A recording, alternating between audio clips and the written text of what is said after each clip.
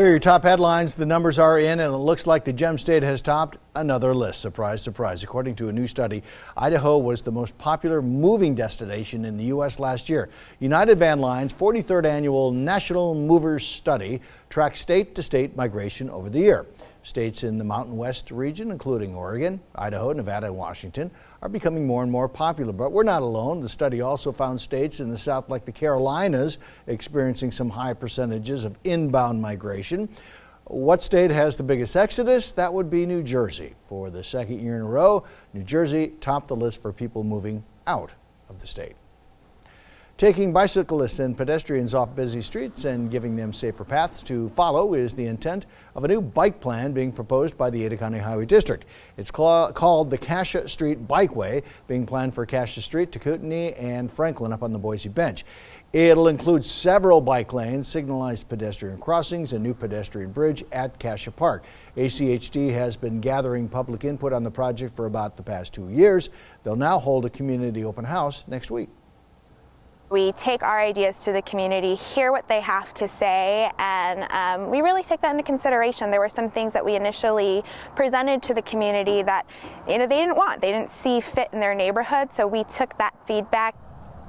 Once everything is approved, work could start sometime early next year and will take about another year to complete. The open house starts 5:30. It's a week from today at the Redeemer Lutheran Church, and that's at 2920 West Cassia Street.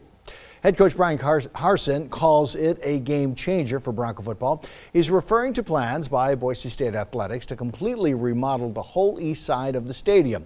Here's some artist renderings of what Albertson Stadium will look like once the project is done. It'll include an expanded concourse, a brand new academic center, and premium seating for some fans, bringing them closer to the action on the field. Once funding sources can be set up, the plan will then go before both the Boise State Leadership Group and the State Board of Education for their approval. So right now there's no start date for the project.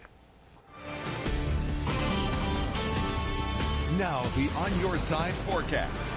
Well, here's what we can expect overnight for our low temperatures. 32 degrees is what we're going to be seeing in Boise. Over in Ontario, 29 degrees, 30 degrees over in Caldwell, and down in Mountain Home, 27 degrees. Not too bad considering we're in the beginning of January. Now, our futurecast will show us that we have two systems coming through the Pacific Northwest that's going to bring snow to the mountains and possibly some rain-snow mixes into the valley. Now, Friday at about midnight, that's where we'll see the snow into the mountains, lots of cloudy conditions coming in. And then come Saturday, we're going to see a wave of snow coming through the area, very heavy snow through the mountains. And again, we're going to be getting just a little bit of the residual, and it's going to be translating into that rain snow solely because it's just a little too warm for us here in the valley for us to be holding any snow. A look at your extended forecast will show you that on Friday, when I tell you it's going to be too warm for snow, 50 degrees is what we're going to be pushing on our Friday for our high for the day.